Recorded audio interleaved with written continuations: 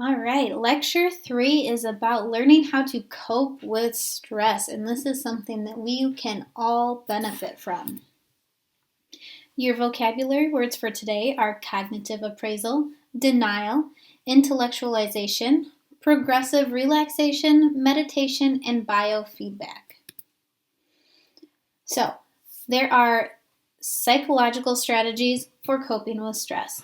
The first is cognitive appraisal. So, this is the interpretation of an event that helps you determine its stress impact. So, are your interpretations positive? Are they negative? Remember, I said stress is a lot about your perception, how you see things. Keep in mind that if you are in an altered state, your cognitive appraisal will not be the same. So we'll talk about this towards the end of our 3 weeks, but things like alcohol, which are seen to lower inhibitions, it impacts your brain's ability to respond to stress or interpret stress. There are different types of coping strategies. We're going to look at defensive first. So there's denial. Denial is the first one. It is a way to deal with stress in that you decide that this is not a stressor. So that can be a good way to handle things, and it can be a not good way to handle things. If you're denying that like a significant health issue isn't a problem, you're probably going to continue to experience the health issue. However, you could look at, let's say, getting your driver's license. So that taking that test to get your driver's license can be kind of scary and it can be a stressful event. But you could look at it and say, you know what? I've practiced. I'm a safe driver. I'm not choosing to be stressed about this because I'm confident that I will be successful. You can also practice intellectualization, and this is a coping mechanism in which the person analyzes the situation from an emotionally detached viewpoint. So you're taking all of your fear, all of your anxiety, and you're stepping away from that. Any positive emotions, you're stepping away from those, and you're saying, I'm going to look at this strictly logically and make my decision about whether this is stress or not stress from there. There are also active coping strategies for dealing with stress. One is hardiness. So this kind of has to do with like you and who you are. So personality traits do you have personality traits that help you cope with strategies? Are you considered a hardy person? Do you exhibit control? Are you committed to things? Do you view challenges as like positive or negative? These things are known as like hardiness, which can impact positively or negatively your way of dealing with stress. Another way is to practice controlling stressful situations. So look at, I don't know if you've ever seen it, but there are these charts online that's like what I have control of on one side and what I don't have control of on the other side. And so learning what things you can control can be helpful for stressful situations. It can help you escape your stressful situation. It can help you look at it in a different light. Sometimes you can control the timing of stressful events. Like, let's say you have to take a quiz for your class in the next 3 weeks, but you have the whole 3 weeks to do that. You could like stress and stress and stress about it and put it off to the very last minute. Or you could say, yeah, I am stressed about this. I'm going to study this week and I'm going to take it next week and then I'm going to be done with it. So controlling timing is a way to exert control over the situation. Another strategy would be problem solving. So that's just like dealing with whatever the issue is head on. I've mentioned before, I tend to be a procrastinator, which often causes me more stress than if I just like dealt with what I needed to deal with on day one.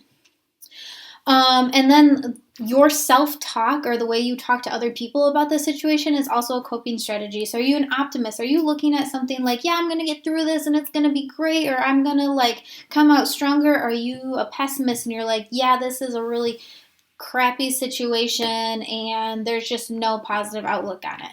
That can also affect how you view stress. There are also relaxation techniques, and some of these we talked about. Oh man, I can't even remember now if it was in semester 1 or semester 2, but we're going to go over these kind of quickly. There's progressive relaxation.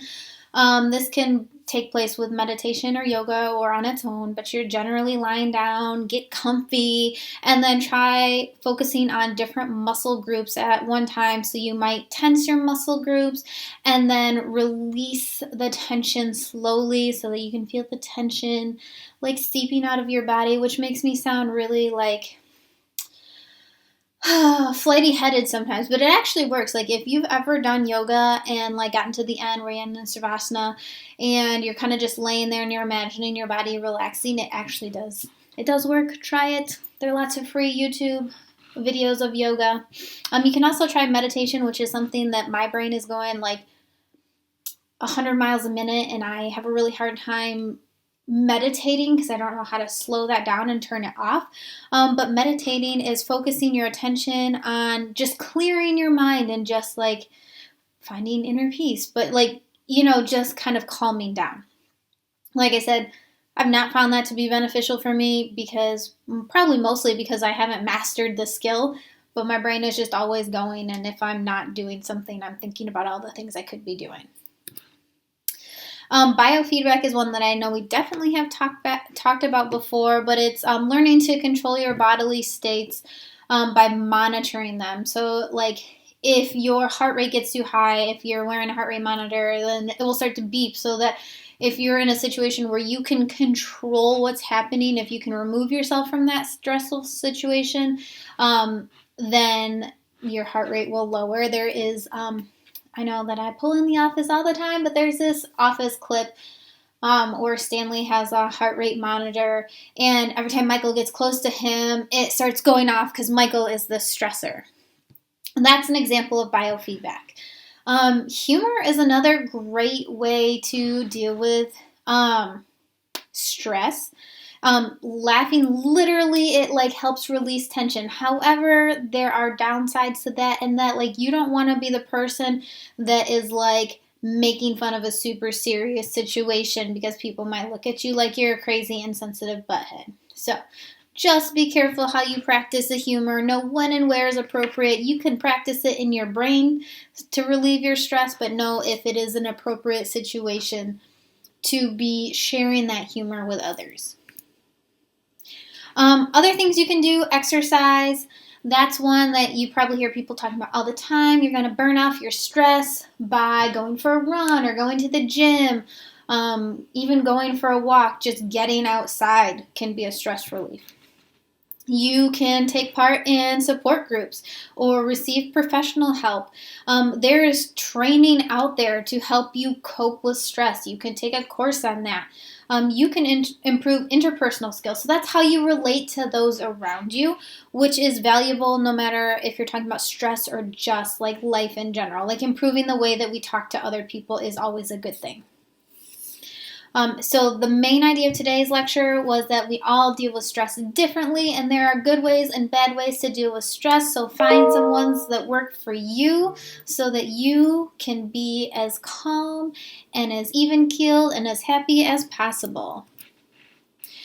And just one last reminder to complete that stress log. It's due Friday, May 1st. Please don't forget about it. There is a link to the stress log in the video description. It's also available in your Google Classroom, so be sure to check that out. One final reminder, you're going to keep a log for a whole day of anything that happens that like you have an emotional reaction to.